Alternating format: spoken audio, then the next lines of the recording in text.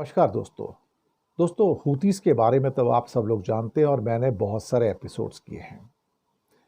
Israel ने होदैदा बंदरगाह के ऊपर फिर से हमला किया है, यानी कि रेड सी के अंदर हमला किया है। अब सवाल ये पैदा होता है कि आप हमला करके कर क्या लेंगे। दरअसल इजराइल ने बीच में एक चेतावनी दी थी पश्चिमी देशों को, यानी कि वेस्टर्न नेशन जो कि यूरोप के हैं, और अमेरिका को कि हूतीस के साथ लड़ना सिर्फ मेरा काम नहीं है, आपको आना पड़ेगा। लेकिन अचानक से नेतन्याहू के सिर पर तो पागलपन सवार है। अब तो व्हाइट हाउस के लोग भी कह रहे हैं कि ये आदमी पागल है, मैनियक है, तो इसको रोकना होगा। अब वो उसके माइंड में आ गया कि उसके जहाज़ों के ऊपर तो हमले हो रहे हैं। जी हाँ, अमेरिका हूतीस के ऊपर हमला करने को राजी नहीं है, क्योंकि वो समझता है कि भाई मेरा व्यापार चलता रहे, मैं क्या करूं। लेकिन लाल सागर में जो एलिट पोर्ट है खास तौर से, वो तो पूरा ठप कर दिया, जैसे जैसे क्या कहते हैं कि अब ये जो इजराइल का व्यापार है वो बड़े लेवल पे इफेक्ट हो रहा है।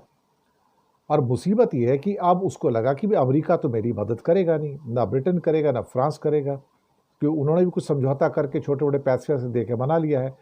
तो अब इजराइल ने यमन में हवाई हमलों की नई सीरीज स्टार्ट कर ली और उनको लगता है कि वो अकेले हूतीस का सामना कर सकते हैं।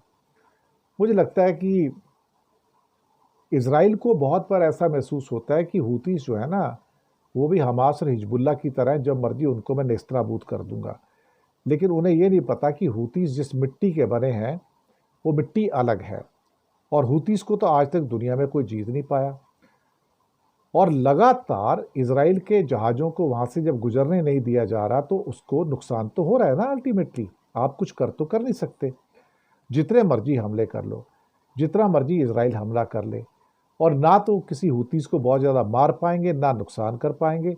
लेकिन अभी हालात पीछे ऐसे हो गए थे कि यहाँ पे हूतीस एंटी जो उनकी एयर डिफेंस सिस्टम है वो मिसाइलें दाग देते हैं, और आने वाले इजरायली विमानों को वापस जाना पड़ता है, भागना पड़ता है। मैं आपको बताऊं, उनके हमले को विफल कर देते हैं।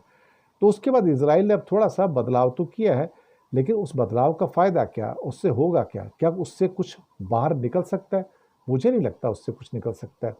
फिर इजराइल का दावा है नया कि मैं हूती का खात्मा कर दूंगा। अरे यार, तेरा बाप, तेरा डैडी ट्रंप तो कर नहीं पाया ख़त्म, तू क्या ख़त्म करेगा? तेरे अंदर कितनी हिम्मत है कि तू हूती पे जाएगा?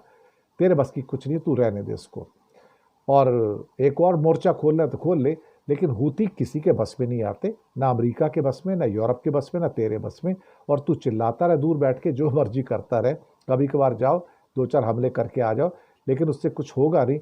लेकिन तेरे व्यापार को जो हर्ट करना है वो तो डेली हर्ट करेंगे। तेरा जहाज नहीं जा सकता लाल सागर से, रेड सी से इजराइल का शिप नहीं निकल सकता, और इजराइल का सामान भी जिस शिप में पड़ा होगा वो शिप भी नहीं निकल सकता।